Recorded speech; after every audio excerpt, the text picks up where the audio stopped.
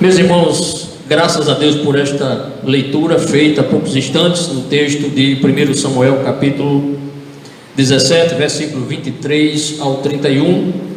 É o texto lido para o culto de ensino, culto de instrução. Mantenha a sua Bíblia, por gentileza, aberta nesse texto, 1 Samuel, capítulo 17, olhando aí para os versículos 23 ao 31, à medida que formos ministrando a palavra do Senhor, você vai acompanhando para você ter o melhor acompanhamento na palavra do Senhor. No último estudo, o tema foi Davi aproxima-se da batalha.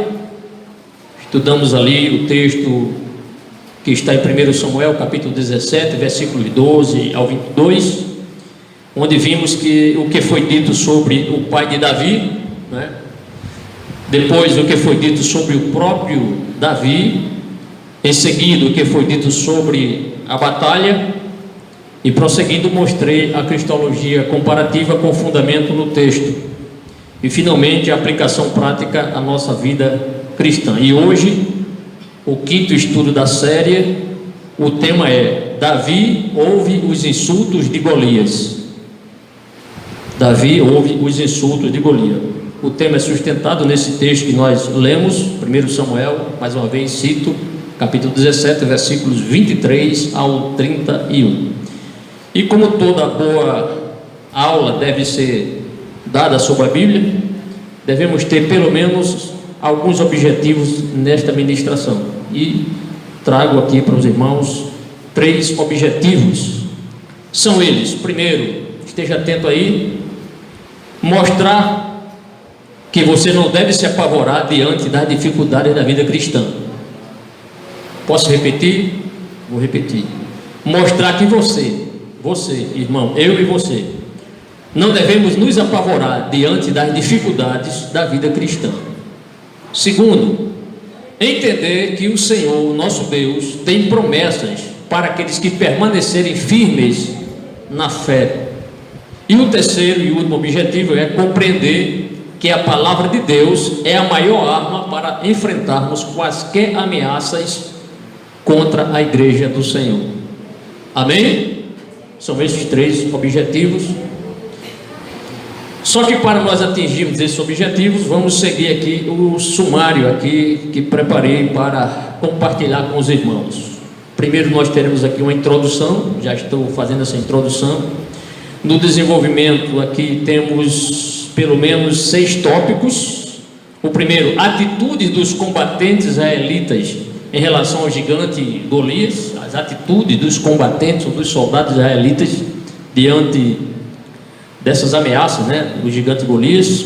Segundo, atitude de Davi em relação ao gigante Golias. Davi também teve algumas atitudes, boas atitudes inclusive. O terceiro, atitudes de Eliabe em relação a Davi. Quarto, atitudes de Davi em relação a Eliabe, o seu mano, o seu irmão. O quarto, atitudes dos combatentes israelitas em relação a Davi. O quinto, a cristologia comparativa na análise do texto. E o sexto e último tópico, aplicação à nossa vida cristã, que eu julgo a parte principal, a parte histórica, vamos falar aqui, mas a parte principal, claro, fazendo aqui uma analogia comparativa, né? Questão da cristologia, mas a grande bênção aqui é nós aplicarmos o que iremos tratar aqui à luz da palavra do Senhor para a nossa vida. Senão, pastor, o senhor está falando sobre Davi, o que é que tem a ver a minha vida com o Davi? Muita coisa, o Espírito Santo nos lembra a respeito desse personagem, e podemos aplicar muitas coisas para a nossa vida. Quem veio disposto a ouvir a palavra do Senhor, levante a mão. Glória a Deus, glória a Deus. Então prepare o coração, o seu ouvido abençoado para ouvir a palavra do Senhor. Não vou mandar que ninguém dá glória, a glória é espontânea. A gente vai ouvindo a palavra do Senhor, o Espírito Santo gostando, e o nosso espírito também, então é automático, certo? Mas é aula, aqui é o momento da aula, é o momento onde você vai aprender. E finalmente teremos uma conclusão, né? Como toda mensagem tem que ter o início, o meio e o fim, certo? Amém, irmã Raimunda? Está atenta aí? Glória a Deus. Muito bem. Bem, irmãos, o cenário, olhando o capítulo 17, o cenário do capítulo 17 de 1 Samuel é um cenário de guerra, de combate, de preparação, né, para a guerra entre Israel e o seu arqui-inimigo, os filisteus.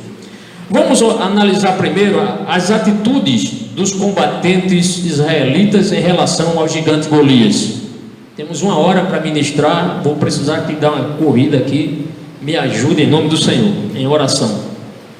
Atitude dos combatentes israelitas em relação ao gigante Golias. Primeiro, os combatentes israelitas viram o gigante, todos eles ali, aquele acampamento montado, ouviram o desafio do gigante, como era o nome dele? Golias, desafiando, então todos viram o gigante. O versículo 24, na parte A, diz: porém todos os homens em Israel, vendo aquele homem, então sem exceção. Quando a Bíblia diz todos os homens, são os homens, não eram os moradores de Jerusalém, eram aqueles que estavam no fronte, eram aqueles que estavam no início ali, na iminência da batalha, eram aqueles que, os combatentes, os soldados de Israel. Então todos os soldados ouviram e viram este homem. O segundo, os combatentes israelitas fugiram do gigante. Olha só, que vexame. Um homem só colocando praticamente um exército para correr. Imagine a vergonha, a afronta que Israel sofreu. Então os combatentes israelitas fugiram do gigante. E o versículo 24, parte B, é muito claro quando diz: fugiram de diante dele. Fugiram de diante do gigante Golias. Terceiro, os combatentes israelitas tiveram um medo enorme do gigante. Um medo enorme. O verso 24, eu digo assim na parte C do texto, diz: e temiam grandemente. Temer aqui é ter medo. Então o vozeirão, o tamanho do gigante Golias, a fama de Golias, fez com que aqueles homens tivessem medo. E temiam grandemente. Quando a Bíblia diz grandemente, é porque é mesmo.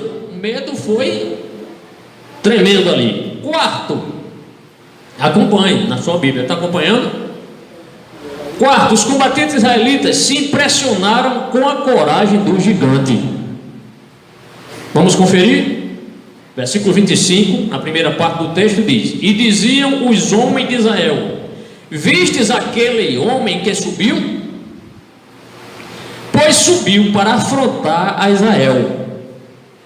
Subiram para afrontar a Israel. Logicamente que os filisteus já sabiam a fama de Israel. Eles sabiam que Deus abriu o mar vermelho. Antes eles sabiam que o Senhor mandou as pragas para atingir o Egito, a travessia do mar vermelho, algumas batalhas que Israel venceu quando entrou em terreno cananeu e expulsou inimigos, matou reis, destruiu cidades, apossou-se de grandes cidades. Então a fama de Israel os filisteus conheciam, e agora os soldados estavam ali impressionados com essa coragem desse gigante, desafiar o exército de Deus, este Deus que mandou Josué cercar a cidade de Jericó e o Senhor destruiu os muros, este Deus que abriu o mar vermelho e a cavalaria egípcia entrou, morreu afogada e Deus fechou o mar. E como é que esse camarada, esse gigante, tem essa coragem, essa audácia de afrontar esse exército de Israel, que tem um Deus todo-poderoso, um Deus invencível? Prossigamos. Quinto, os combatentes israelitas sabiam que havia um bom prêmio pela cabeça do gigante. Isso aí eles sabiam, havia um bom preço pela cabeça do gigante. O versículo 25, na segunda parte, eu peguei esse texto aqui da NVI, que eu achei ele mais claro, melhor. O texto diz: o rei dará grandes riquezas a quem vencer. Saul daria grande riqueza a quem vencer. Também lhe dará sua filha em casamento. Vem a terceira agora, outro prêmio ainda. Isentará de impostos em Israel a família de seu pai. Vamos explicar melhor esse prêmio. Em primeiro lugar, o prêmio consistia em quê? Em enriquecimento. Então o prêmio deixaria quem vencesse Golias rico, porque o texto diz: o rei dará grandes riquezas. Grandes riquezas. Quem daria? O rei Saul. Eu vejo aqui o que? Prosperidade financeira para ele.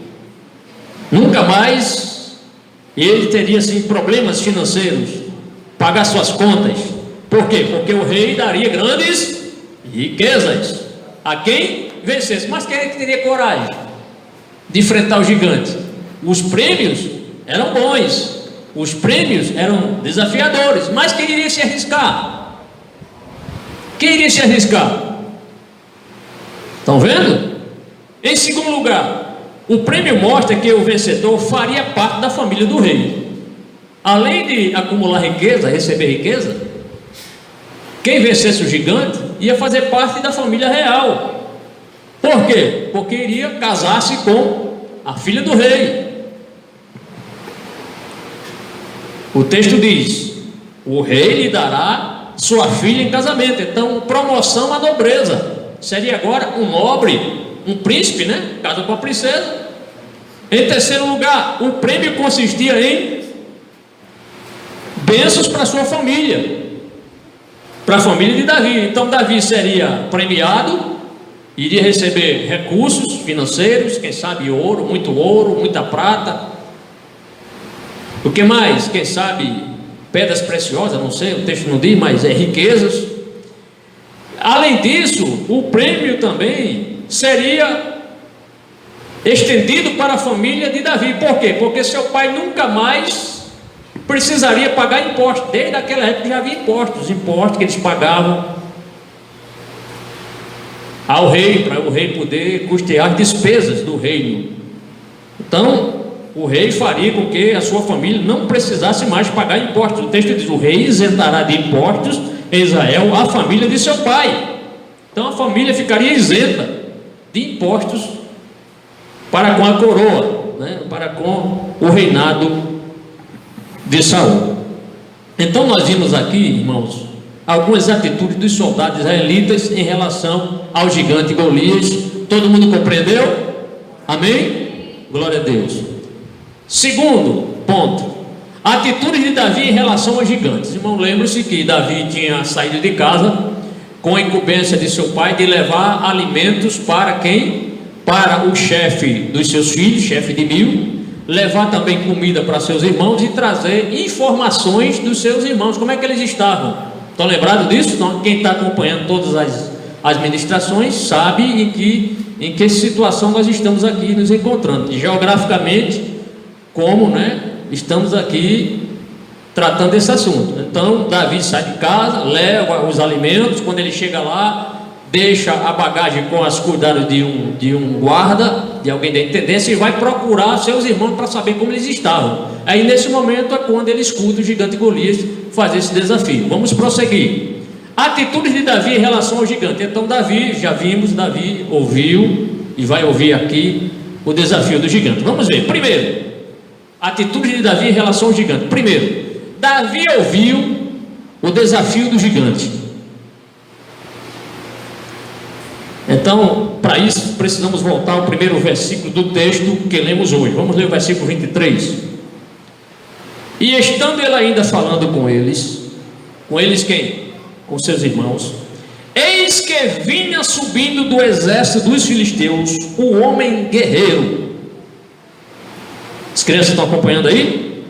Cujo nome era, como era o nome dele? Golias, o filisteu de Gate. E falou conforme aquelas palavras, e Davi as ouviu. Davi ouviu a prepotência, a audácia do gigante Golias. Está no versículo 23.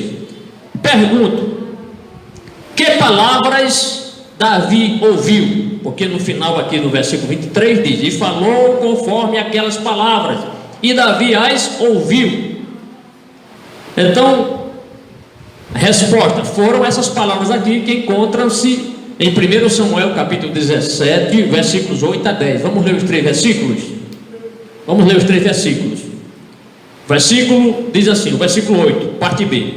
Para que saireis a ordenar a batalha? Essas palavras aqui foram palavras de quem? De Golias. Para que saireis a batalha? Não sou eu, filisteu, e vós, servo de Saul? Escolhei dentre vós um homem que desça a mim. Verso 9. Se ele puder pelejar comigo e me ferir, seremos vossos servos. Porém, se eu o vencer e o ferir, então sereis nossos servos e nos servireis. Versículo 10, parte B. Hoje desafio as companhias de Israel, dizendo: dai-me um homem para que ambos pelejemos. Foi isso que Davi escutou, este desafio do gigante. Segundo, Davi trouxe esperança de vitória. Davi ouviu o gigante esbravejar, o gigante falar, o gigante desafiar, pedir um homem para lutar. Só que Davi não ficou assim amedrontado. Vamos prosseguir. Então Davi, ao escutar aquela afronta, aquele desafio, o que vai acontecer? Davi, ele traz esperança de vitória para Israel, ao perguntar se havia alguma recompensa pela cabeça do gigante Golias. Até então Davi não sabia que havia uma recompensa. Os soldados sabiam, mas Davi estava chegando agora. Estão acompanhando aí, irmão, raciocínio? Davi chegou agora, os soldados sabiam, já estava há muito tempo lá, pelo menos 40 dias. Interessante é que Davi chegou no último dia, no 40º dia que Golias fez o seu último desafio. Então Davi traz esperança de vitória para Israel ao perguntar se havia alguma recompensa pela cabeça do gigante Golias. Ninguém iria perguntar, porque nenhum soldado teria essa coragem. Aí Davi: tem alguma recompensa aí? O que é que eu ganho se eu matar ele? Tem recompensa? Tem prêmio aí? Tem prêmio? Né? Davi chegou ali: tem prêmio? Terceiro, então, mostrando aqui o versículo, vamos ler o versículo que mostra que ele teve essa coragem, trouxe essa esperança. Versículo 26, na parte A, diz: então falou Davi aos homens que estavam com ele, dizendo: que farão aquele homem que feria estes filisteus e tirar a afronta de sobre Israel? Está no versículo 26. Então ele traz esperança. Ninguém iria perguntar isso. Alguém ficou curioso, muita gente ficou: como é que esse menino, esse jovem que não tem nem idade ainda para ser soldado, está perguntando pelo prêmio? Será que ele tem a audácia, a ousadia de querer enfrentar o gigante? Que menino sisudo é esse? Mas, irmão, não se esqueçam que a partir do dia que Davi foi ungido, a Bíblia diz: o Espírito do Senhor apossou-se de Davi. Então Davi tinha coragem. Davi não era medroso, porque todo homem de Deus tem que ter coragem. Só voltam os covardes. Os que têm coragem avançam com Jesus. Amém? 32.000 Gideão tinha. Ai Deus, tem muita gente medrosa aí, manda voltar. E voltaram muita gente, irmão, 22.000. Aí depois tem gente demais ainda, tem 10.000, aí ainda tem gente ainda. Só ficaram 300. Glória a Deus. Você pensa que a obra de Deus vai parar porque você não quer algum cargo, porque você sem mim? Não, a Bíblia diz, Jesus diz: sem mim nada podeis fazer. Pode até faltar pastor na igreja, pode faltar líder de um departamento, mas com Jesus tudo dá certo. Glória a Deus. Terceiro, Davi não se amedrontou ao ouvir o desafio prepotente do gigante Golias. Todos os soldados, lemos aqui, todos os soldados fugiram com medo. Davi não se amedrontou, não ficou com medo ao ouvir o desafio prepotente do gigante Golias. O versículo 26, parte B. Olha a resposta de Davi, irmãos. Olha o que Davi disse: quem é, pois, esse circunciso filisteu para afrontar os exércitos de Deus vivo? É como se dissesse assim: quem é esse cara para que quem tem a ousadia de afrontar o exército de Deus? Quem ele pensa que é? Isso é um incircunciso. Vocês estão com medo dele, né? Isso é um incircunciso. Coragem, né, irmão? Quem é, pois, este circunciso filisteu para afrontar os exércitos do Deus vivo? Davi não viu aquele exército como o exército de Saul, ele estava vendo como o exército de Deus.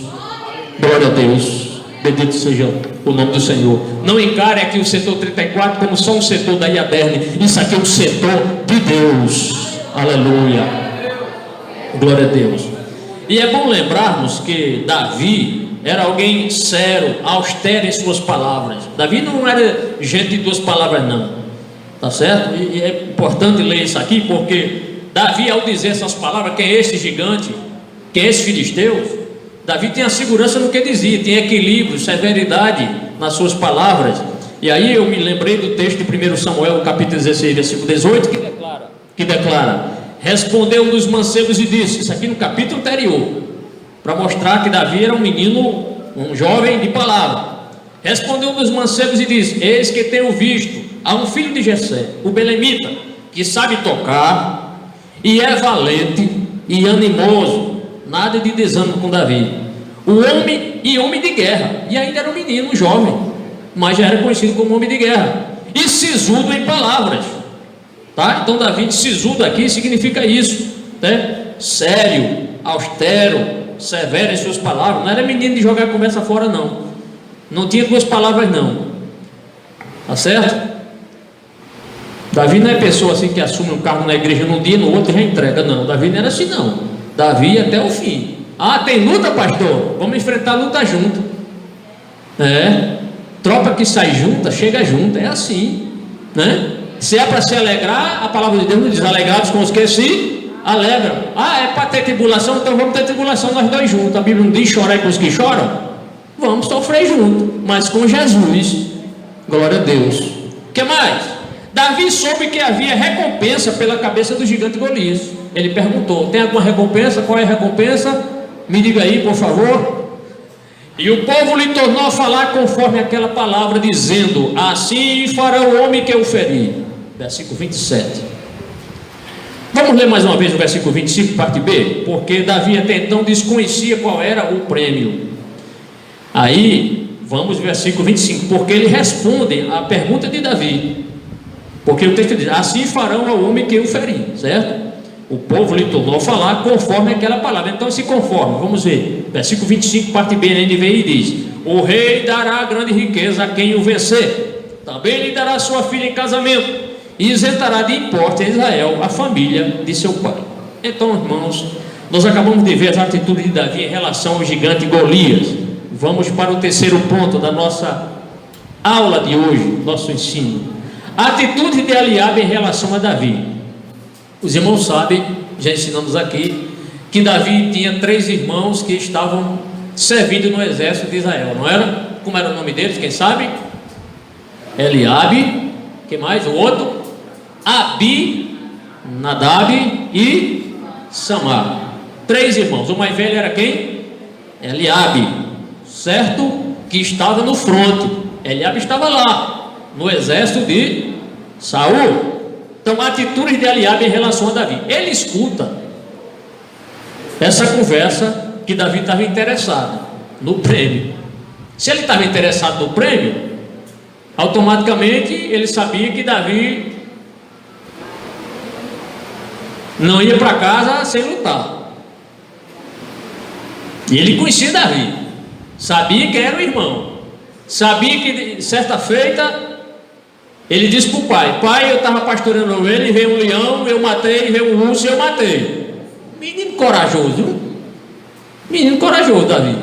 Era destro, sabia tirar bem com aquela funda. Então a fama de Davi, por isso que diz homem de guerra. Davi era um jovem, não servia no exército porque não tinha idade suficiente, mas a fama de Davi já ia longe. Já ia longe. Então a atitude de Eliabe: primeiro, Eliabe ouviu que Davi soube do prêmio pela cabeça do gigante Golias. Ele ficou sabendo. Para que foram contar a Davi que tinha um prêmio? O texto do versículo 28, parte A, diz: e ouvindo Eliabe, seu irmão mais velho, falar aqueles homens. Então ele viu Davi tratando, perguntando do prêmio ali, se aproximou, ficou sabendo que Davi estava perguntando: qual é o prêmio? O que é que eu ganho? Segundo, Eliabe irritou-se, isto é, zangou-se, ficou encolerizado contra Davi. Por quê? O texto vai mostra essa cólera dele, essa zanga dele, essa irritação. Ele ficou irado com o irmão. Versículo 28, parte B, diz: acendeu-se a ira de Eliabe contra Davi, seu próprio irmão, ao invés de dar graças a Deus que apareceu um menino corajoso. Mas que nada, ficou com raiva do irmão, irou-se contra o irmão. Terceiro, Eliabe não recebeu bem a presença de Davi. Ele diz: por que desceste aqui? Como se dissesse: quem mandou você vir para cá? Era o irmão mais velho que estava falando, né? Quem mandou você descer para cá? Quem mandou você espiar? Quem mandou você olhar aqui? Quem mandou você ser curioso de vir olhar a batalha? Era isso que ele estava dizendo. Por que desceste aqui? Está no versículo 28, na parte C. Quarto, Eliabe não conhecia, isso aqui é um dado muito relevante, irmão. É que o irmão de Davi, apesar de ser irmão de Davi, ele não conhecia que Davi era uma pessoa eficiente, responsável. Louva a Deus, porque alguns jovens aqui, com a pouca idade que tem, mas já são pessoas responsáveis. Amém? Continue sendo responsáveis. Então Eliabe não conhecia a eficiência de Davi, ou seja, quis apagar o fogo de Davi. Tem gente que é assim, quer apagar o fogo do irmão. O irmão está na benção, pregando bem, ensinando bem, né? Como um certo irmão que eu conheço, eu acho que minha esposa vai se lembrar. Um certo irmão de uma igreja, ele cantava forte, chega a ver do pescoço, a gente via ele cantando assim com prazer. Aí tinha um irmão que eu acho que não gostava de ouvir ele cantar. Aí dizia, aí o outro irmão, só para provocar, dizia: irmão, esse irmão canta bem, né? Diz que nada, rapaz, isso é só ajuda do microfone. Coitado, o irmão se esforçando para cantar, não é? Esse irmão que falou já dorme no Senhor, viu? E o irmão continua cantando e pregando, viu? Nunca critica o crente, não, tá? Continue orando por ele, tá certo? Fazendo parceria com ele, sendo amigo. Seja amigo de pessoas que são amigos de Jesus, que gostam da obra, porque a bênção do Senhor, quando vem para ele, pode respingar em você e você ser abençoado também. Glória a Deus. Por que desceste aqui? Quarto, Eliabe não conhecia, já falei, a eficiência. É tanto que no versículo 28, na parte D, diz: olha só o que ele diz com Davi. Ele vê Davi e diz: e a quem deixaste aquelas poucas ovelhas no deserto? Como se dissesse: você é irresponsável, você vem para cá, e aquelas ovelhas? Ainda disse mais: aquelas poucas ovelhas, com quem você deixou? Como se Davi fosse alguém irresponsável, que viesse para o campo e não deixasse. Mas os irmãos sabem que Davi, ao sair de casa, deixou as ovelhas aos cuidados de uma pessoa, não foi? Vimos isso aí. Davi era responsável, não era alguém assim, relapso, que fazia a obra de qualquer jeito, não. Era responsável.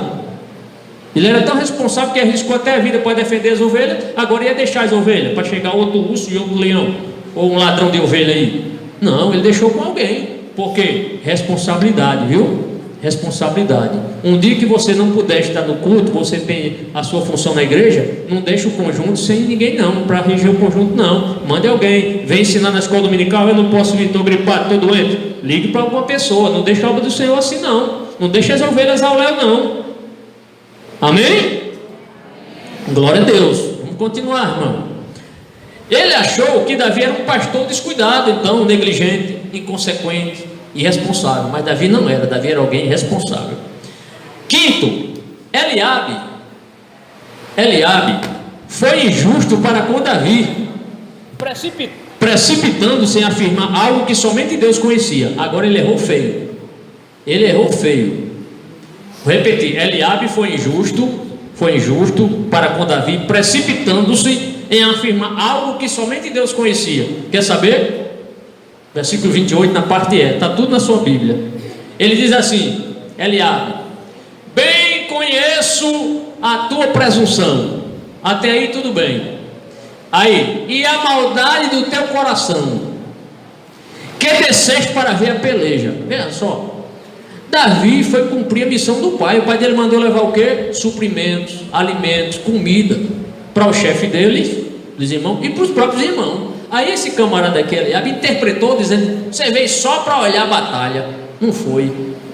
Eu conheço a maldade do teu coração, que desceste para ver a batalha. E para isso a gente precisa recordar uma coisa aqui. Os irmãos sabem que nós, seres humanos, nós só olhamos o exterior, não é isso? Só olhamos a aparência exterior, mas quem olha com o coração? É Deus. E aí Davi já teve essa experiência, o profeta Samuel teve essa experiência. Quando Davi foi ser ungido, o profeta chegou lá na casa de Jessé, quase que o profeta ia escolher quem? Eliabe. Só olhando pela aparência, é alto, é forte. Coitado. Aí Deus disse: não olhe para a aparência. Olha o que diz o texto, 1 Samuel versículo 16, parte 7. Porque o Senhor não vê como vê o homem, pois o homem vê o que está diante dos olhos, porém o Senhor olha para o coração. Glória a Deus. Ele precipitou-se, conheça a maldade do seu coração. Só quem conhece o homem por dentro é Deus, é o Espírito Santo, é Jesus. Glória a Deus. Olha, irmãos, eu penso que não está descartada aqui a questão da inveja contra Davi, mesmo porque ele já tinha sido preterido, e Eliabe foi preterido, ou seja, foi rejeitado. Então, como é que usando a linguagem aqui natalense, potiguar, como é que um pivete desse é ungido e eu, um cara grandão, forte, não sou? Então pode ter alguma ciumeirinha aí, algum ciúmezinho, entendeu? Essas coisazinhas assim que não leva a nada. Pode ter levado o Eliabe a se precipitar, ficar com raiva de Davi. Imagina a humilhação, um menino venceu o gigante e ele, o mais alto lá da casa do pai dele, não teve coragem de enfrentar o gigante. Então, e falando sobre essa questão da inveja, escreveu o proverbista Salomão, e eu faço questão de ler aqui um provérbio que está no capítulo 27, verso 4, que diz: cruel é o furor e a impetuosa ira, mas quem parará perante a inveja? A inveja é um negócio, irmão. Inveja não é para crente, não. Se tiver crente invejoso aí, se conserte com Deus, peça perdão, para você poder tomar inveja do outro. Não é de crente, não, tá? Então, vimos as atitudes de Eliabe em relação a Davi, seu irmão. Vamos ao quarto ponto da aula, ou da ministração. A atitude de Davi em relação a Eliabe. Ele escuta os argumentos dos irmãos, do seu irmão mais velho, só julgou coisa errada, julgou Davi, precipitou-se. Mas vamos ver a atitude de crente. Vamos ver a atitude de crente. A atitude de Davi em relação a Eliabe. Primeiro, Davi pediu que Eliabe expusesse as causas da sua irritação contra ele. Me expõe as causas. Qual é a causa de você estar me julgando desse jeito? O versículo 29 nos ampara ao dizer isso. Parte A. Então disse Davi: que fiz eu agora? O que foi que eu fiz? Davi perguntou para o irmão, ele julgando, conheça a maldade do seu coração. Você desceu para espiar a guerra, olhar a guerra. Aí Davi: o que foi que eu fiz, meu irmão? Aqui. Então disse Davi: o que fiz eu agora? Isto é, exponha. Segundo, Davi tinha plena consciência do que estava fazendo, irmão. Quando ele pergunta qual é o prêmio, chama o gigante de circunciso, que desafiou o exército de Deus vivo. Aí Davi diz: porventura não há razão para isso? Vocês escutaram o gigante desafiar, não tiveram coragem nenhuma, nem de perguntar pelo prêmio. Eu chego aqui, vocês já vêm assim como diz assim, com 4 pedras na mão, me julgando. Porventura não há razão para isso, para Davi estar ali preocupado, para voluntariar-se para lutar com o gigante? Terceiro, Davi não pagou injúria por injúria. A sua resposta foi branda e desviou-se de seu irmão. Olha, irmão, duas pessoas não brigam se uma não quiser. Não é isso? Duas pessoas não brigam se uma não quiser. Não é verdade? Então, quando Davi viu que o irmão estava querendo engrossar o caldo e brigar com ele lá, o que é que Davi fez? Fica conversando aí só, eu tenho mais informações, eu quero me voluntariar logo para lutar com o gigante. Então, Davi deixou ele falando sozinho, né? Não pagou injúria por injúria, não respondeu mal ao irmão. E aí é importante novamente ler provérbios aqui, que todos os irmãos creio que conhecem esse provérbio, Provérbios 15, verso 1, quando diz: a resposta branda desvia o furor, mas a palavra dura suscita a ira. Se Davi tivesse respondido à altura do julgamento que seu irmão fez precipitadamente, os dois tinham talvez ali ir aos bufetes, brigar ali. Mas Davi, não, meu irmão quer briga, eu não quero nada com isso. Eu vim aqui, mas é para brigar com o gigante, não é com meu irmão não, né? Então, isso é interessante. Provérbios 15, verso 1. Quarto, Davi desviou-se da atitude negativa de seu irmão. Desviou-se. Então, o que menos ele queria ali era discutir com seu irmão. O versículo 30, na parte A, diz: e desviou-se dele para outro. Então, como o irmão dele começou a acusar dele: o que foi que você está fazendo aqui? Você deixou aquelas pequenas ovelhas com quem? Eu conheço a maldade do teu coração. Começou a dizer essas coisas contra Davi. Davi não gostou, saiu dali, deixou ele falando sozinho. O texto diz: e desviou-se dele para outro. A melhor forma é essa, irmão. Quando alguém quiser brigar, discutir com você, a melhor forma é a gente deixar a pessoa falando e sair. Porque se for medir esforço, né? Fica aquele disse, não disse, briga, fica brigando, daqui a pouco estão aí esbofeteando, se imagina dois crentes brigando, né? Tem que aceitar Jesus de novo. Prossigamos. Então, interessante é que essa má vontade de Eliabe não desestimulou a fé de Davi, não desestimulou. O irmão mais velho repreendendo ele, não desestimulou ele estava firme na sua colocação. Quinto, Davi pediu a confirmação do prêmio e vê Golias apenas como alguém irreverente e não como um guerreiro. Os soldados israelitas, quando viram o gigante, viu ele como um combatente, um guerreiro. Davi não viu ele como um guerreiro. Davi viu ele como uma pessoa irreverente, que não temia o Deus de Israel. É tanto que chama de incircunciso, isto é, incircunciso é porque as promessas de Abraão não alcançaram a ele. Porque todos os irmãos sabem que havia uma promessa, um pacto entre Deus e Abraão, que todo varão aos 8 dias de idade deveria ser circuncidado. Davi era circuncidado como todo israelita, mas o filisteu não era. Por quê? Porque não fazia parte do povo de Deus, não fazia parte. Então chamou ele de circunciso, não chamou ele de combatente, de guerreiro, não. Quem é este circunciso? Então via ele como alguém irreverente. E o texto diz: e falou conforme aquela palavra. Que palavra? Novamente vamos precisar ler o versículo 26. Novamente, Davi estava interessado no prêmio. O versículo 26 diz: que se fará o homem que matar esse filisteu e tirar a afronta de sobre Israel? Pois quem é esse circunciso filisteu para afrontar o exército do Deus vivo? Está vendo? Então Davi era um homem, um jovem de coragem. Então, irmãos, vimos as atitudes de Davi em relação a Eliabe. Quinto ponto. Graças a Deus são 8h30, acredito que vai dar para nós encerrarmos aqui esse estudo. Tem mais coisa boa aqui para a gente. Quinto, atitudes dos combatentes israelitas em relação a Davi. Então os soldados que estavam lá no fronte ouviram que Davi estava interessado em saber qual era o prêmio. Vamos para frente. Em primeiro lugar, os combatentes israelitas confirmaram o prêmio. Está no versículo 30, parte C do texto. E o povo lhe tornou a responder conforme as primeiras palavras.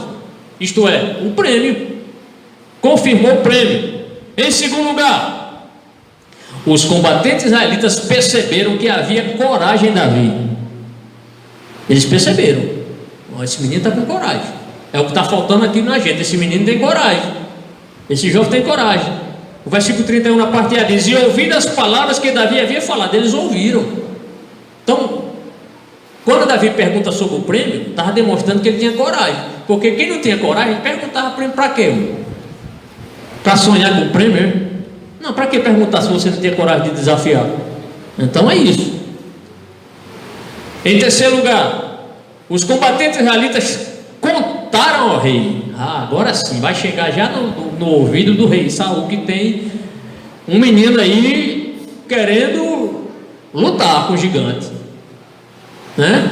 E nas horas dessas notícias assim, corre rápido, né? Notícia assim, Em terceiro lugar, os combatentes israelitas contaram ao rei acerca dessa atitude de destemor, essa audácia de Davi, essa coragem de Davi em relação a Golias. O versículo 31 diz: as anunciar a Saul e mandou em busca dele. Amém? Então, amados, nós vimos aqui há poucos instantes as atitudes dos combatentes israelitas em relação a Davi. Foram contar ao rei que tinha um menino ali, que tinha coragem, que perguntou sobre o prêmio. Foram contar ao rei. Mas o texto, a parte histórica, vamos encerrar aqui, amém? Vamos para uma parte aqui muito abençoada, que é a cristologia comparativa na análise do texto. Acompanhe, por favor. O que é que eu vejo aqui após essa parte histórica que nós vimos? Talvez você até agora, pastor, não vi ainda uma questão, como eu vou aplicar essas atitudes de Davi à minha vida. Primeiro vamos fazer aqui uma comparação entre algumas atitudes de Davi e a atitude do nosso maior rei. Quem é o nosso maior rei? O Senhor Jesus, certo? Então é um estudo comparativo, verificando esses dois importantes personagens, Davi no Antigo Testamento e Jesus no Novo Testamento. Você quer aprender? Glória a Deus. Quem aprendeu alguma coisa hoje aqui? Amém. Quem não aprendeu nada, ore mais, estude mais. Vamos lá, acredito que todo mundo aprendeu aqui alguma coisa. Olha, Davi trouxe esperança de vitória para Israel. Não foi isso que vimos? Trouxe esperança. Qual é o prêmio? Olhe, Davi trouxe esperança de vitória para Israel quando perguntou se havia o quê? Alguma recompensa pela cabeça do gigante. Agora, Jesus trouxe esperança de vitória para todos que forem fiéis e com grandes recompensas. Você diz não, amém não? Davi trouxe esperança para o exército que estava ali já na iminência de ser derrotado. Ninguém tinha coragem. Mas maior do que Davi é o nosso rei Jesus. Trouxe esperança para os fiéis e grande recompensa. Querem ver algumas? Só algumas, não todas. Não dá para falar de toda a recompensa. Algumas recompensas que eu achei importante para você ser mais crente, tá? Quem quer ser mais crente aqui? Graças a Deus, eu também, irmão. Vamos a algumas recompensas que o Senhor dará aos seus vencedores. O vencedor em Cristo comerá da árvore da vida. Os irmãos sabem que na árvore, lá no Jardim do Éden, tinha uma árvore, aliás, tem muitas árvores, mas tinha duas árvores especiais, duas árvores especiais. A árvore do conhecimento do bem e do mal, que o homem comeu, pecou, desobedeceu a Deus, não foi? Mas havia a árvore da vida, a árvore da vida. Então o vencedor em Cristo comerá da árvore da vida. Você tem essa curiosidade de comer dessa árvore da vida? Já pensou nisso? Vamos comer da árvore da vida. Viu, irmão Joel? Amém? Apocalipse capítulo 2, versículo 7. Quem tem ouvidos, ouça o que o Espírito diz às igrejas. Ao que vencer. Olha a condição. Ao que vencer, dar-lhe-ei a comer da árvore da vida, que está no meio do paraíso de Deus. Glória a Deus. Ao que vencer, então seja um vencedor. É que Jesus só premia quem vence, irmão. Esse negócio de premiar derrotado não é com Deus, não. Então faça de tudo para ser um vencedor. Um crente vencedor, um crente que trabalha na obra, um crente que não esmorece. Ah, pastor, olharam para mim com cara feia. E daí? Continua, rapaz. Você não é crente? Continue servindo a Jesus. Cara feia. Cara feia para mim e para você deve ser fome, rapaz. Necessidade. Glória a Deus. Deixa de vir para o culto porque alguém, pastor, alguém me tratou mal. O pastor não me deu oportunidade. Fui para casa, eu pensei que ia cantar um louvor, levei meu CD, ninguém me deu oportunidade. Você vai deixar de ser crente só por isso? Ao que vencer. Não deram oportunidade a mim hoje, mas eu sei que um dia Deus me dará uma oportunidade. É assim, crente responde assim, né? Ele vai satisfeito para casa. Se der oportunidade, ele é crente. Se não der, ele é crente. É assim. Se pregar é crente, se não pregar é crente. Se ensinar é crente, se não ensinar é crente. É assim, irmão, né? Outro prêmio: o vencedor em Cristo comerá do maná escondido e receberá um novo nome. Comer do maná escondido, privilégio. Israel teve esse privilégio de comer, mas acabou esse maná, cessou. Mas Jesus disse que tem maná lá no céu. Ele diz em Apocalipse 2, verso 17: Quem tem ouvidos, ouça o que o Espírito diz às igrejas. Quem tem ouvido aí? Quem tem ouvido? Amém. Eu tenho 2, você? 2 também. Quem tem ouvidos, ouça o que o Espírito diz às igrejas. Ao que vencer, darei eu, é Jesus que vai dar, vai lhe servir, darei eu, a comer do maná escondido, e dar-lhe-ei uma pedra branca. E na pedra um novo nome escrito, o qual ninguém conhece, senão aquele que o recebe. Jesus vai lhe dar uma pedrinha com o seu nome. Uma pedrinha. Ah, pastor, eu não gosto do meu nome é feio. Qual é o seu nome? Nabucodonosor, misericórdia. Né? Nome feio esse nome, e ruim, né? Qual é o seu nome? Ah, papai me achou bonito esse nome de Saul, me deu o nome de Saul. Bem que podia chamar de Davi. Não se preocupe não, lá no céu você vai receber um nome bonito, irmão. Glória a Deus. Tem gente que não gosta do nome. Lá no céu, o seu nome vai ser lindo, bonito, maravilhoso. Por quê? Porque é Deus que vai lhe dar um nome lindo, bonito. Glória a Deus. Tá certo? Se quiser colocar apelido em você, não se importe. Não se importa. Aí você diz, olha, vocês podem até me xingar, me apelidar, mas lá no céu tem um nome que só eu sei qual é o meu nome. O meu nome, só eu sei, e Jesus saberá qual é o meu nome. Está na Bíblia, irmão. Está aqui. Hein? Apocalipse. Outro prêmio, o vencedor em Cristo terá poder sobre as nações. Olha só, vai aumentando os prêmios. Ao que vencer, Jesus dará poder sobre as nações. Está aqui. Quem acredita nas promessas do Senhor Jesus? E ao Apocalipse 2, verso 26. E ao que vencer, é só quem vence, e guardar até o fim as minhas obras, eu lhes darei poder sobre as nações. Talvez você nunca foi nem um síndico de prédio, talvez você não foi nunca um vereador, um prefeito, esses cargos do secular, mas lá no céu, Jesus vai te dar um poder sobre as nações, ou na terra, né? Quando voltar para reinar com Cristo, vai lhe dar poder. Todo crente em Cristo será uma autoridade em Cristo, no milênio. Isso é coisa boa. Agora se prepare para você dar uma glória a Deus bem forte. O vencedor em Cristo, esse é o melhor. Irmão Irã, esse é o melhor. O vencedor em Cristo assentar-se-á no trono com Jesus.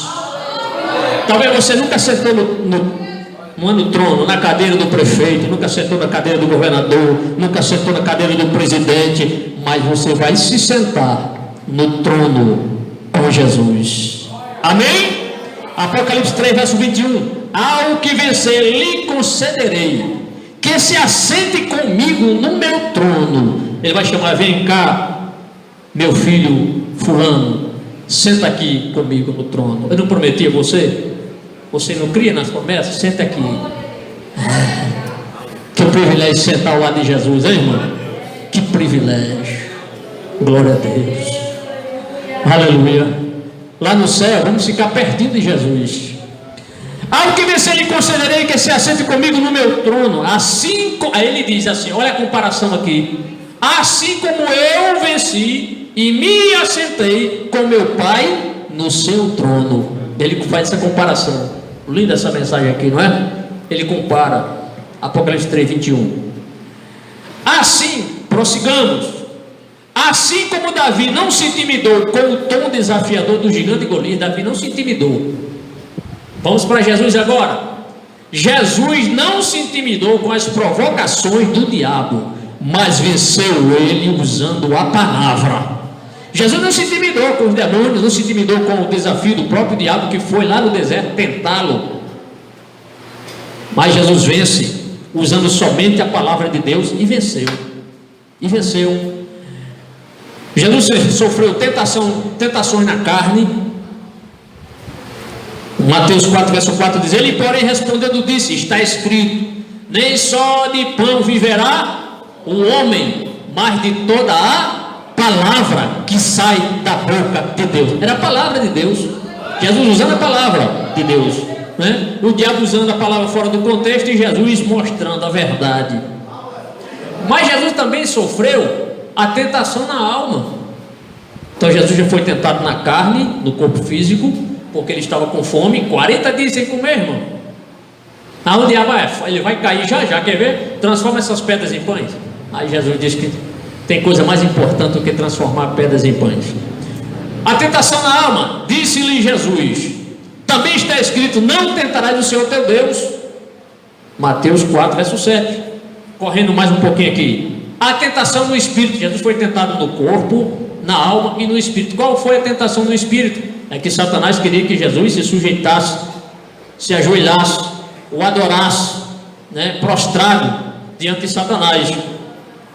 Mateus 4, verso 10, Jesus respondeu, então disse-lhe Jesus, vai-te Satanás, porque está escrito, ao Senhor teu Deus adorarás e só a Ele servirás.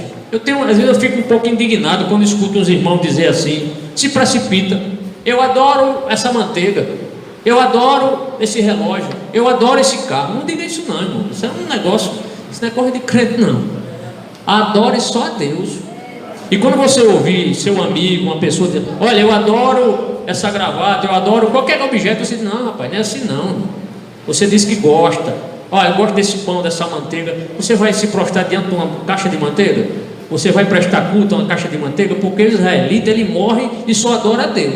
Ele pode até matar ele, mas ele só adora a Deus, tá? Então, infelizmente, essa palavra, esse termo adorar, passou assim para o nosso dicionário como algo assim banal, corriqueiro, né? A pessoa diz, eu adoro qualquer coisa, mas crente verdadeiro, tá? Então pode corrigir as pessoas, usa a autoridade que Deus lhe deu e corrija, até crentes. Eu já ouvi até no púlpito o irmão dizer já isso, eu adoro isso, e sem ser a Deus. Então, irmão, nunca digo isso não, isso é uma precipitação, tá certo? Se quiser chamar você, você é muito ignorante, até um professor meu, me lembro uma vez no curso de teologia, um professor queria me inculcar de não, pode dizer. Aí eu disse não, a minha Bíblia diz, somente ao Senhor teu Deus adorarás e só Ele servirás, certo? Então nunca digo, eu adoro esse plástico, eu adoro esse computador, eu adoro o meu celular, nunca digo isso não, tá certo?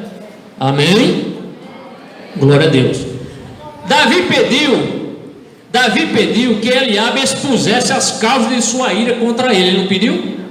Você está indignado contra mim? Qual a razão para isso?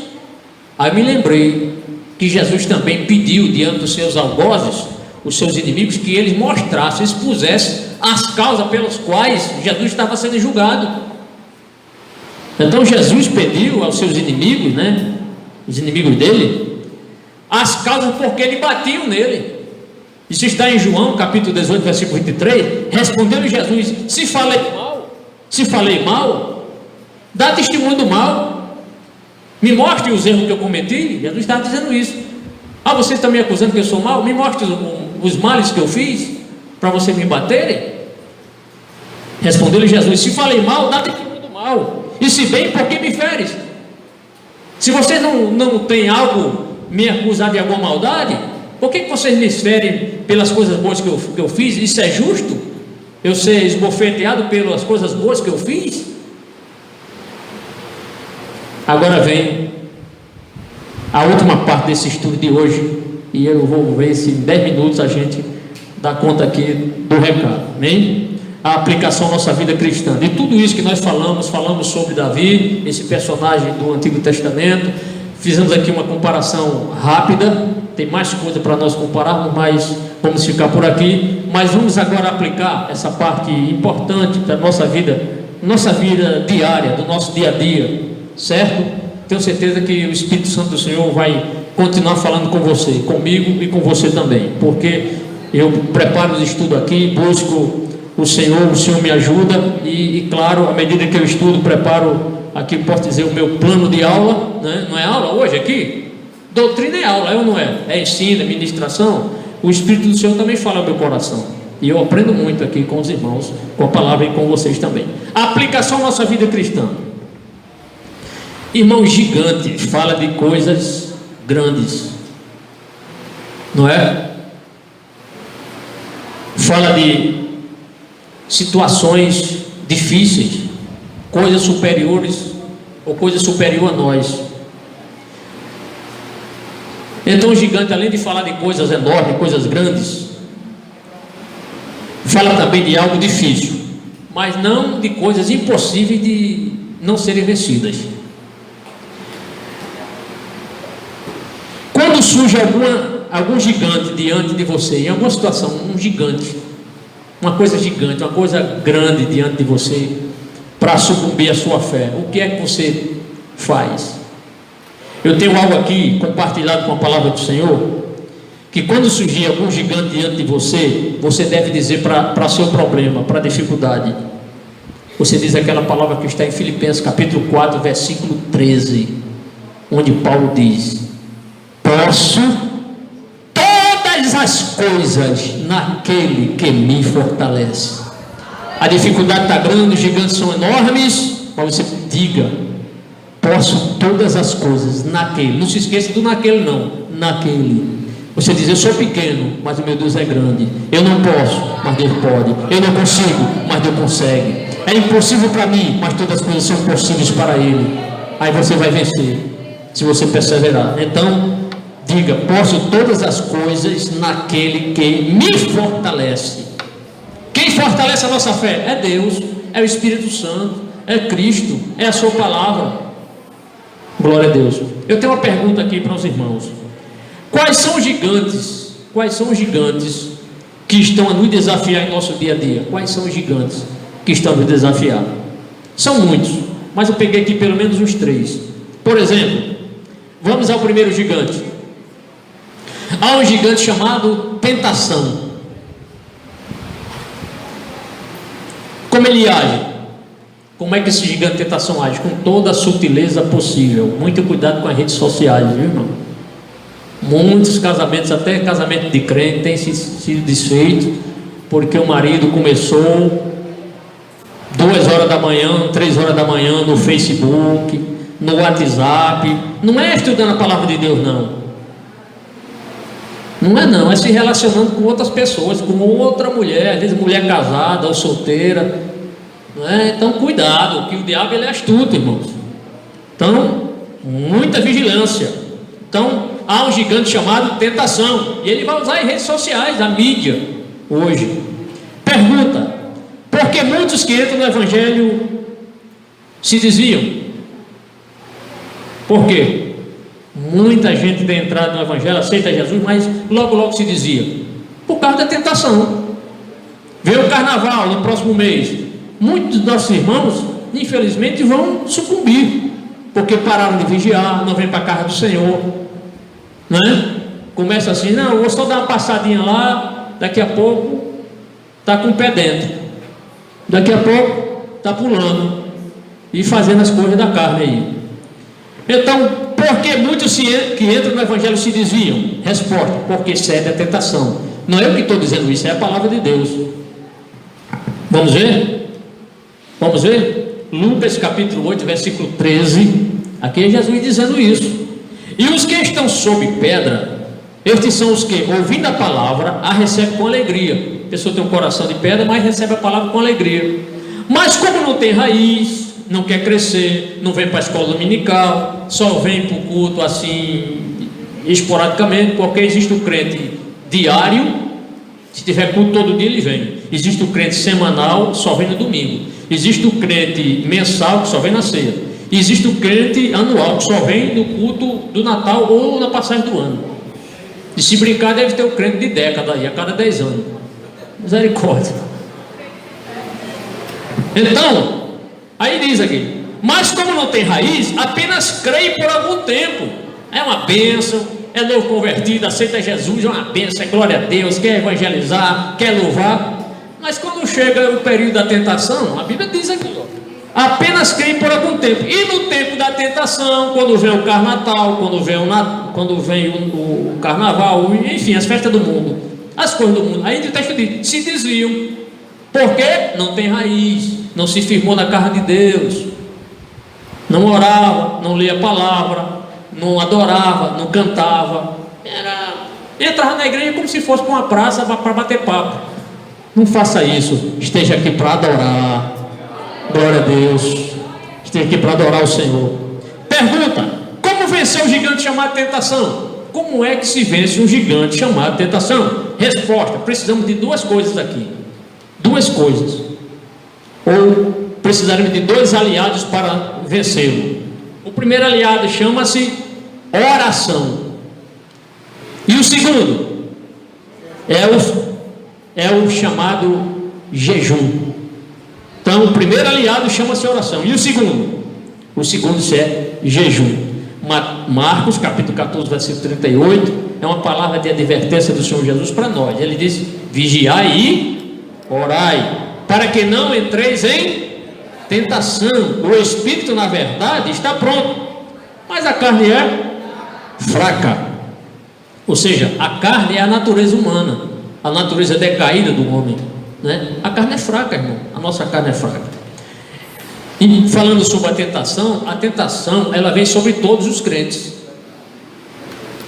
tá? Vem sobre o ancião, a tentação vem para a criança, vem para o adolescente, vem para o senhor, o casado, solteiro, enfim, vem para todos. Nem Jesus escapou de ser tentado, sabia? Nem Jesus escapou de ser tentado. Agora ele não cedeu à tentação, mas foi tentado. Lucas 4, verso 13, o texto diz: e acabando o diabo toda a tentação, ausentou-se dele por algum tempo.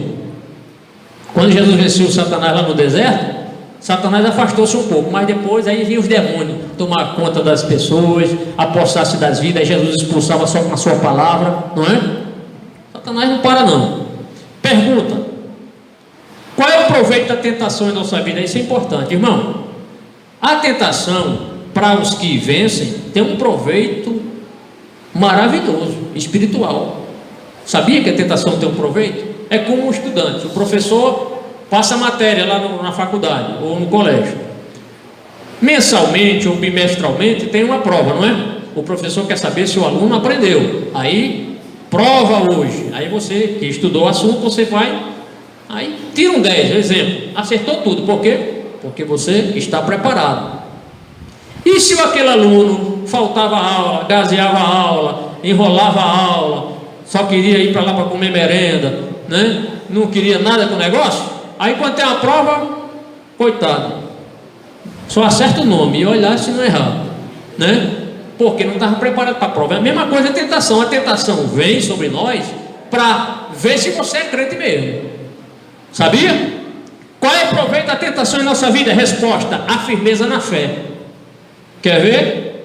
Tiago capítulo 1, versículo 12. Olha o que ele diz: bem-aventurado o varão que sofre a tentação. É feliz o crente que sente a tentação. Olha só que palavra. Observa aqui. Ele não diz assim, ó. Ele não diz assim: bem-aventurado o varão que cai na tentação, ou seja, que veio a tentação e ele cedeu. Não. É o que sofre a tentação. Aí ele diz: porque quando for provado, receberá a coroa da vida, a qual o Senhor tem prometido aos que o amam. Isto é, vem a tentação, você não cede a tentação, você vai receber o quê? No porvir, a coroa da vida, porque você venceu. Agora, se o crente não pratica a sua fé, ou seja, não vem para os cultos, não quer saber de Bíblia, não quer saber de orar, não quer saber de nada na casa do Senhor, na hora que vem a tentação, ninguém é de ferro e cede, tá? Não vigiou, caiu na tentação. Rapaz, aquele irmão era uma bênção, pregava, caiu no adultério, ou envolveu-se com coisa errada aí, né? Por quê? Não estava firme, não vigiou. Jesus disse: orar e vigiar. Então já vimos esse gigante. Vamos ao segundo gigante. Há um gigante chamado, o primeiro gigante, como é o nome dele? Tentação. Outro gigante. Por que eu digo que gigante que tentação é um gigante? Porque é grande a tentação, né? Tem tentações grandes, enormes, e tem tentações menores. Mas há um gigante chamado pecado. Como vencer esse gigante pecado? Resposta: não permitindo que o pecado torne você um servo dele. Você não pode ser, você agora é servo de Cristo. Você foi liberto para servir a Jesus e não mais o pecado, não mais as suas paixões do mundo. Romanos 6, verso 12, Paulo escreve isso aí muito bem. Ele diz: ó, não reine, portanto, o pecado em vosso corpo mortal. Não reine, para lhe obedecer em suas concupiscências. Porque o homem pecador, ele é servo do pecado. Satanás vai lá, ou a sua mente, o seu coração corrompido, se embriague, se prostitua. Aí diz: eu vou fazer isso mesmo. Aí faz, destrói o casamento, destrói a sua moral, destrói a sua personalidade, o seu caráter. Por quê? porque ele não tem firmeza, ele não é salvo. Mas mesmo assim o salvo também é tentado. Nós crentes somos tentados. Agora tem uns que vencem a tentação e outros sucumbem dentro da tentação, se desviam, né? Mas Deus é o Deus que restaura. Amém, irmão? Deus restaura. Deus restaura. Basta você arrepender-se. E o que mais? Romanos capítulo 6, verso 16, tem muitos textos aqui, irmão. Se nós desobedecermos esse princípio bíblico aqui que eu vou ler, a gente sucumbe na fé. Olha o que Paulo diz: não sabeis vós que a quem vos apresentardes por servos para lhes obedecer, sois servos daquele a quem obedeceis? Se eu sou servo de Jesus, aí eu me submeto ao Senhor Jesus, eu sou servo de ele. Mas se eu sou servo do pecado, aí eu vou obedecer ao pecado. Aí ele diz assim, ó: não sabeis vós que a quem vos apresentardes por servos para lhe obedecer, sois servos daquele a quem obedeceis, ou do pecado para a morte, ou da obediência para a justiça. A quem você vai se apresentar? A Jesus, para obedecer. Se a pessoa se oferece ao pecado, é porque a pessoa é servo do pecado, né? Vai fazer coisas que agradam ao diabo, à carne, o mundo. Prossigamos. Vamos ao terceiro gigante. Há um gigante aqui chamado soberba. É arrogância, pessoa orgulhosa, pessoa altiva. Não tem gente assim? Orgulhosa, prepotente, né? Como Nabucodonosor: não é esta grande Babilônia que eu edifiquei para a minha grandeza, para a minha glória? Prepotência, né? Prepotência. Então há um gigante chamado soberba. E aqui eu me lembrei desse provérbio, Provérbios capítulo 16, verso 18, que diz assim: a soberba precede a ruína. A soberba vem antes, precede a ruína. E a altivez de espírito precede a queda. Vem antes pessoa orgulhosa, pessoa prepotente, que não quer saber de Deus. O seu eu é o seu Deus é o seu eu, é o seu ego, é a sua fama. Irmãos, há outros gigantes, com certeza. Ainda prosseguindo, irmão, me dê tolerância de mais 5 minutinhos para encerrar. Os irmãos viram que durante a batalha, os homens de Israel, quando viram o gigante, eles tiveram medo, não tiveram? Só quem teve coragem, quem foi? Davi. O resto tiveram medo. Então os homens de Israel fugiram do gigante. E com certeza foi algo vergonhoso para Israel. E aí eu me lembrei aqui, a igreja do Senhor tem muitos desafios, tem muitos gigantes à frente da igreja, e a igreja não deve fugir deles. Por exemplo, o mundanismo, o secularismo, o relativismo. Não dá tempo para explicar isso aqui. O mundanismo está aí. Pastor, mas o mundo já aceita isso. Tem gente que, não, isso era pecado naquela época, hoje não é mais pecado não, irmão. Não, a Bíblia mostra, se era pecado no Gênesis, é pecado hoje ainda. O que é pecado aqui, na palavra de Deus, é pecado no Japão, é pecado na Grécia, é pecado no Chipre, em qualquer lugar. Tá? Então a palavra de Deus, não, vamos relativizar a palavra. Naquela época era pecado, hoje não é, não. Pecado era pecado lá no Éden e é pecado hoje ainda. Amém, irmão? Então muito cuidado aí com essa tríade de gigantes: o mundanismo, o secularismo e o relativismo.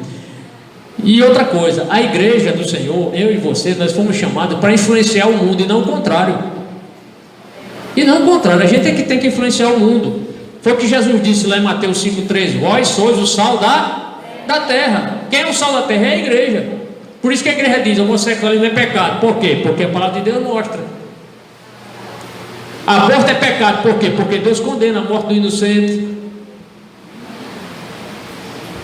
E muitos pecados aí que o mundo está aceitando. Não, mas foi naquela época. Hoje, homem pode casar com homem, mulher com mulher. Não, senhor.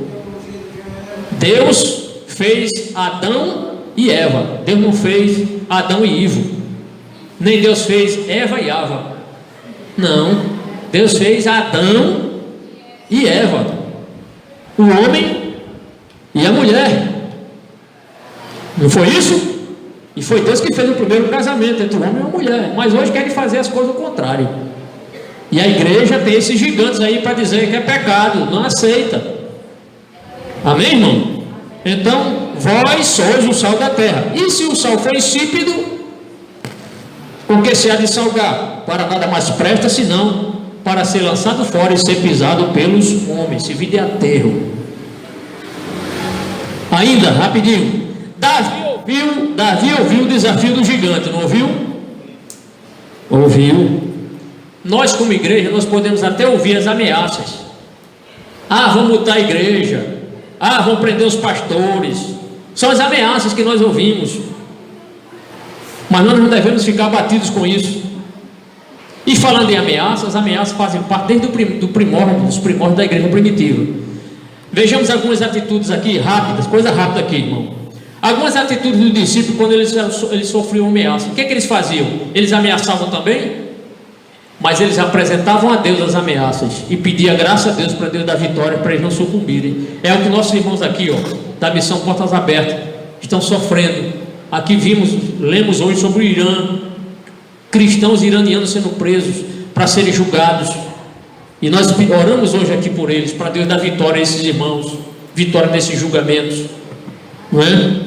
Então vejam só, olha, escutem a atitude dos nossos irmãos, dos discípulos, quando eles recebiam as ameaças. Eles diziam assim: agora pois, ó Senhor, olha para as suas ameaças e concede aos teus servos que falem com toda a ousadia a tua palavra. Eles não diziam: Senhor, tira as ameaças. Eles diziam assim: Senhor, escuta as ameaças e nos dê graça, nos conserve, para que nós preguemos a tua palavra, mesmo com ameaças, com toda a ousadia. Era isso que eles queriam. Eliabe irou-se contra Davi sem motivo algum. Agora sim, Eliabe irou-se contra Davi sem motivo algum. Você sabia que há irmãos que com muita facilidade sem motivo se ira contra o outro? E é claro que nós repentinamente nos iramos, repentinamente. Podemos nos irar assim por nossa vida ainda como homens imperfeitos, mas isso não nos dá liberdade para a gente abusar dela a ponto de chegar a pecar. Porque Efésios, Paulo escrevendo diz 4:25: irai-vos e não pequeis, não se põe o sol sobre a vossa ira. Então, se um irmão aqui chatear um ao outro, o irmão ficar com raiva do outro, não vai dormir com raiva dele, não. Aqui diz: não se põe o sol sobre a vossa cabeça. O sol se pôs, aí rapaz, já estou irado. Aí pede perdão a Deus ou pede perdão ao irmão, para não dormir irado, tá certo? Porque se aconteceu o arrebatamento de noite, não é verdade? É verdade ou não? É. Um conselho para alguém que esteja irado com seu irmão, e aqui já finalizo o estudo, pelo menos essa parte. Salmo 37, verso 8 diz: deixa a ira e abandona o furor, não te indignes para fazer o mal, abandone a ira, o furor. Conclusão aqui, irmãos, nós observamos que Davi, ele não se impressionou diante das ameaças do gigante. Ele enfrentou, aliás, vai enfrentar isso mais à frente, mas ele não se importou com a fama, com o tamanho, e não se importou com a sua armadura. A sua coragem, irmão, é algo que serve como exemplo,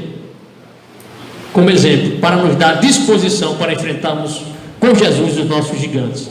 A coragem de Davi é um exemplo para nós, nos serve de disposição para enfrentarmos no dia a dia. Outra coisa que é importante: Davi não se importou ou se deixou se intimidar com a arrogância de Golias. Então aprenda a vencer os gigantes na vida com Jesus. Vamos ficar em pé, vamos encerrar este culto em nome do Senhor. 9h10. Obrigado aos irmãos que nos toleraram até agora, mas era em proveito da palavra do Senhor. Vamos agradecer ao Senhor. A batalha contra o mal